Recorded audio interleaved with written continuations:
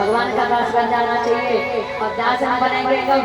जब भागवत का आश्रय लेंगे, प्रभु की कथाओं का आश्रय लेंगे। जब तक कथा सुनते रहो, जब तक प्रभु के सानिध्य में रहो, जब तक हमारी मृत्यु आ नहीं जाती, क्योंकि मृत्यु के बाद कुछ होगा ही नहीं से। आज सुखदेव मुनि ने और राजा परीक्षित को सभी प्रश्नों का उत्तर दे दिया था, और जब प्रश्नों का उत्तर मिल गया तो सुखदेव मुनि आज अपने परम धाम को चले गए। और राजा परीक्षित जिन्हें तक्षक सर्प ने नासा में डस लिया और उनकी मृत्यु हो गई। बड़े सुखदेव जी महाराज की जय, बड़े परीक्षित जी महाराज की जय। देखिए मैंने भी आपको 7 दिन तक कथा सुनाई है, जैसी भी बड़ी बच्चे टूटी फूटी जैसी भी आपने श्रवण करी, आप आए, आप सभी ने मुझे आशीर्वाद दिया, ये मेरे अहोभाग्य है।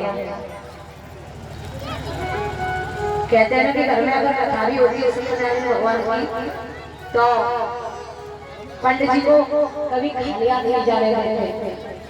मैंने तो आपको 7 दिन कथा सुनाई है। बताओ दक्षिणा कौन कौन देगा मुझे? हाथ खड़े करना।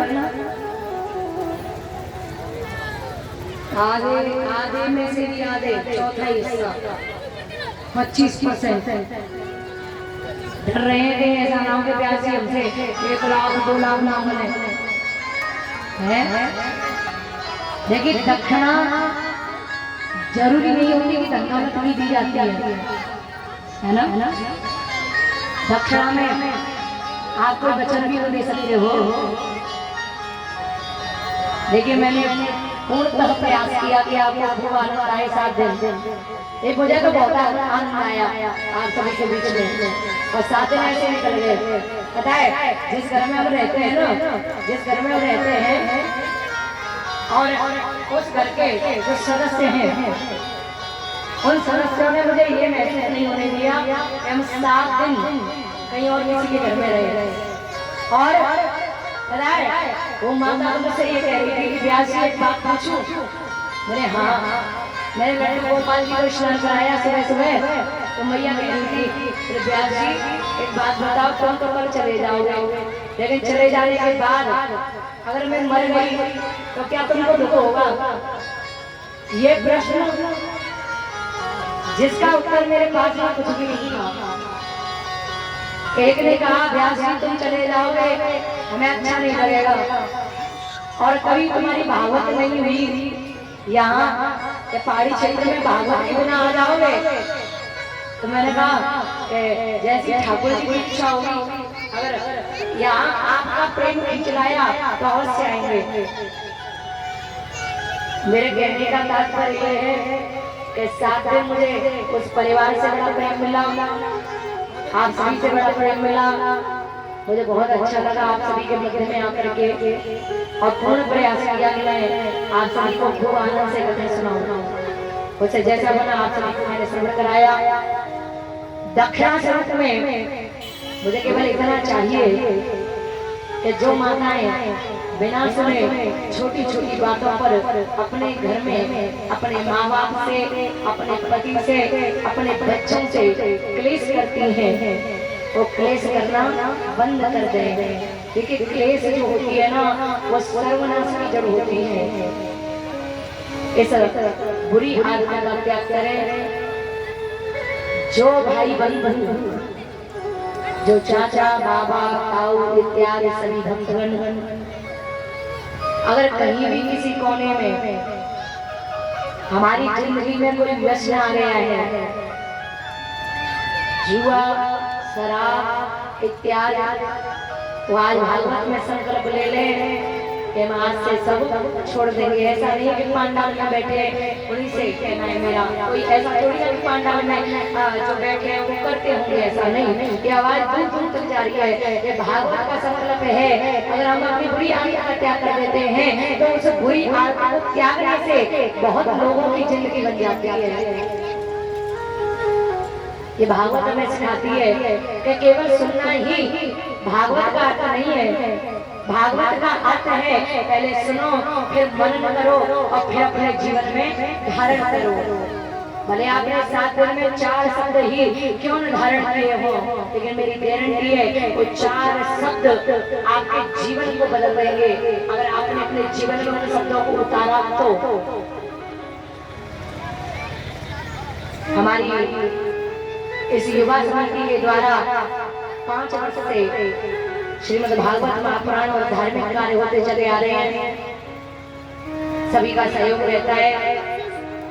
मेरी माताएं, भक्तगण सभी अपना बढ़ चढ़ करके इसमें भाग लेते हैं और अपना अनमोल समय दे करके हमें आपने आशीर्वाद दिया है।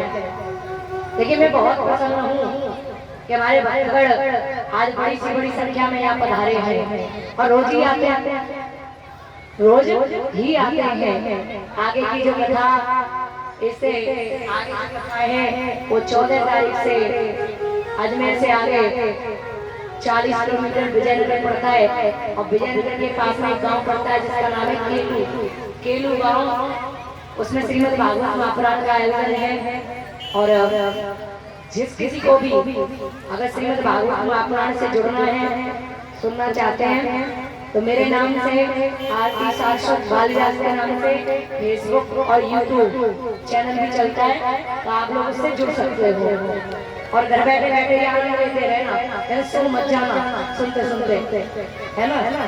क्योंकि कथा में नींद बहुत आती है। क्यों? कथा सुनने वाले होते हैं 3 प्रकार के, एक श्रोता होते हैं, एक होते हैं श्रोता और तीसरे होते हैं श्रोता। श्रोता वो जिनके 3 लक्षण हो, सुने, मनन करें और धारण करें। श्रोता वो है जो केवल क्या ढूंढते हैं, बोले हमें कथा पांडाल में खम्भों मिल जाए, दीवार मिल जाए जिससे हम पीठ लगा करके बैठ जाए। और हाँ, उन माताओं का ज्यादा खतरा रहता है जो घूंघट मार के आते हैं। घूंघट के अंदर अंदर खराटे भी मार देती है कभी कभी महाराज। तीसरे कथा सुनने वाले हैं श्रोता और श्रोता होते 2 प्रकार के, एक वही सुपारी काटने वाला, यहाँ तो माताएं भी सुपारी खाती है श्री राधे, तो एक सुपारी काटने वाला श्रोता और एक श्रोता वो है जो बात कटिंग करे। अरे मैं बड़ा हूँ, ये मुझसे उम्र में छोटा है, चाहे वो छोटा आपसे अच्छी बातें कर रहा हो।